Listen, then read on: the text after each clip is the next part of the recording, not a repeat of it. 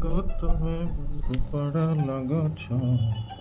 બોલો ભાઈ, નાગરિકોની હત્યા યોગ્ય ઠેરવી શકાય નહીં. મોદી બોલો, આ નીતિ નિયમોના મોઢા પર જઈને આવું કહી દેવું એવી તાકાત કોની જોડે હોય? એ આપણા ભાઈ જોડે જ હોય. બરાબર ભાઈ, બધું જ સબ ચંગાસી. બાકી આ પેલા ગાંજામાં આટલા બધા મારી નાખ્યા, એને મોઢા પર જઈને કહી આવે કે યોગ્ય નહીં ભાઈ. બોલો, ખાલી 56ની છાતી ને લેઝરની આંખો, તમારા નસીબ છે તમે ઇન્ડિયામાં. બરાબર, બીજા જન્મ માગે ને તેમ કે ઇન્ડિયામાં જ મોકલજો ભાઈ. આનાથી બીજે જો સારી સરકાર મળવા નહીં તમને. આપણે વેપાર બમણો કર્યો છે, સહયોગ 3 ગણો કર્યો છે અને પરસ્પર સમજણ 4 ગણી. બોલો, આવતી સાલ સુધી 10 ઉપર પહોંચી જશે આ માણસ. શું છે? કરો યા મરોનો જંગ છે. બરાબર છે, આપણે કરી જ નાખો. આપણે કરવામાં તો કોઈ દેશ પાછળ જ નહીં આપણો. બરાબર, કોઈ બી વસ્તુમાં કરવું હોય તો આપણો દેશ નંબર 1 છે. કઈ બી વસ્તુ કરાવી લો.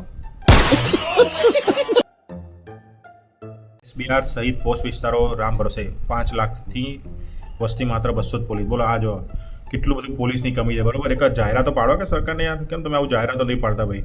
નોકરીમાં પબ્લિક, એક બાજુ પબ્લિક નોકરી માગે છે, તમારી જોડે જગ્યાઓ ખાલી છે, કરી દો એકવાર, આપી દો છાપામાં. 500,000ની 2 પરીક્ષા લઈ લો, પેપર ફોડી નાખો, વાંધો નહીં તમતા. પેપર ફોડીને ફરી પરીક્ષા 5 વર્ષે લેજો. અને પેલું શું કહેવાય, એમને નોકરી લાગવાનું પાછી બીજું 4-5 વર્ષ પછી બોલાવજો. પણ આ બધું ચાલુ તો કરો. 200 પોલીસ કર્મી કેટલા ઓછા કહેવાય? 5 લાખ ઉપર 200 મતલબ કશું જ ના થયું. અને એમાંય તમે અડધા તો બિચારા રસ્તા પર તમારો આ નેતા બેતા નીકળે તો ગાડી બાજુ ભાડે આવે બધા, ત્યાં રોડ ઉપર બધા એમના સેફટી માટે ભાઈ. નેતાની સેફટી ઇમ્પોર્ટન્ટ છે. માણસો તમારું આપણે પોતાનું સંભાળ લઈએ, નેતાને કાઢું જ ભાઈ. બરાબર, બધાની સેવા કરતો હોય, લાખ જણા દુશ્મન બન્યા હોય, એટલે એમની સિક્યોરિટી માટે વધારે પડતું આ લોકો થોડું કરવું પડે. એટલે તમારા માટે કંઈ નથી. બરાબર, એટલે 200 પોલીસ કર્મી જે ઓછા પડે છે, તમારે આમનો સરકારને કહો કે ભાઈ નવી ભરતી પાડો, એટલે રોજગારી મળે અને નવા પોલીસે ભેગા થઈ જાય. બરાબર, આપણે તમારી સેફટી રહી જાય. કાલપુર તાબાના કોટેશ્વર ગુરુકુળના સાધુ મહિલા સહિત રંગરેલિયા મનાતો પકડાયા. બોલો, મહિલા જોડે પકડાયા છે. એટલે આ ભાઈ પેલા કેવા સ્ટ્રેટ, બરાબર, એકદમ સ્ટ્રેટ છે, પેલું આડાવરા નથી.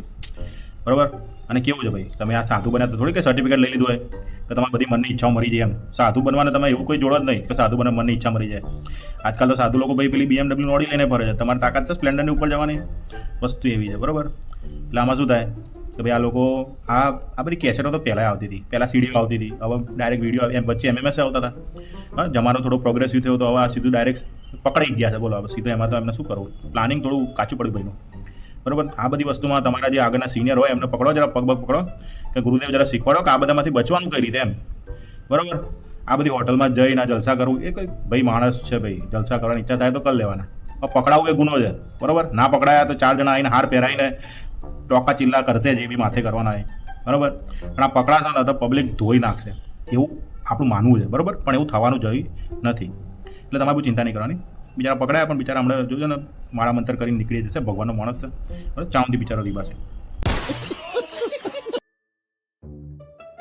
અમદાવાદ ગાંધીનગરમાં દારૂના વેચાણથી સરકારે 2 વર્ષમાં ₹116 કરોડની આવક. બોલો, આ તો લેટેસ્ટ ન્યૂઝ છે ભાઈ.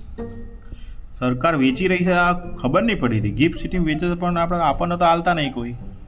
અને એ તો પકડાશે જ તમે રસ્તામાં લઈને નીકળો તો. આપણો તો બરાબર દારૂબંધી છે ભાઈ. આ તો શોખ કરી નાખ્યા. તોય સરકારે આટલી આવક કરી નાખી. વાહ ભાઈ વાહ, માસ્ટર સ્ટ્રોક છે ભાઈ. બરાબર, એક તો જનતાને હાલવાનું નહીં એટલે છુપાઈને રાખવાનું, એટલે જનતામાં પેલી ક્યુરિયોસિટી વધે કે કંઈક જોરદાર છે આ વસ્તુ, એટલે પછી જનતા બધું બ્લેકમાં લાવવાના આ તે ને પછી ક્યાંક નાની મોટી પરમિટ આપી દે તો ખાલી બિલ્ડરો જ પીએ કે એમ. મતલબ બિલ્ડરો જેવી ઊંચી પાર્ટી જ પીવે ને, બાકી હમણાં આપણને તમારે જેવા છો પરમિટ લઈને જવાના છે. અમુક ગેલચોથી પબ્લિક જ આ બધું પરમિટ લઈને પીવા જવાની, બાકી તો બધા આબુ જવાના ને બધા જવાના. બરાબર, સરકારના આવક તો ખાસી થઈ છે. આપણા માટે બહુ જોરદાર સેવાના કામ થશે. હું તો કહું હજુ 400-500 કરોડની આવક કરી નાખો, રોડ રસ્તા એકદમ માખણ કરી નાખો. બરાબર, અને લાઇટ પાણી તો બધું તમે મફત જ હાલો જ છો અમને. એના માટે તમારો ઉપકાર છે ભાઈ.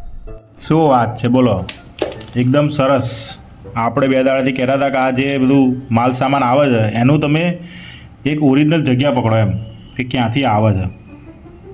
બરાબર, કઈ જગ્યાએથી આવે છે તમારી જગ્યા પકડી તમે. એટલે આ એ જ કર્યું ભાઈ. બરાબર, રાયપર ભીમાસર ગામની સીમમાં 2 એકરમાં અફીણની ખેતી 2 લાખથી વધુનો છોડ કપચે. બોલ, આ કહેવાય સપાટો સિંઘમ. બોલો, આપણા દેશના સિંઘમ, આપણા ગુજરાતના સિંઘમ જો પકડી પાડ્યું ક્યાં ખેતી થાય છે ને. હમણાં જ આપણે 2-4 વિડીયો પહેલાં કહેતા હતા કે ભાઈ આ બધું જે સામાન અંદર આવે છે એની પહેલાં જ પકડી પાડો, ખેતરો જ પુડારો. જો ખેતર જ પકડી જાય. બરાબર, અવાજ હોભળે છે આપણે સરકાર આપણી.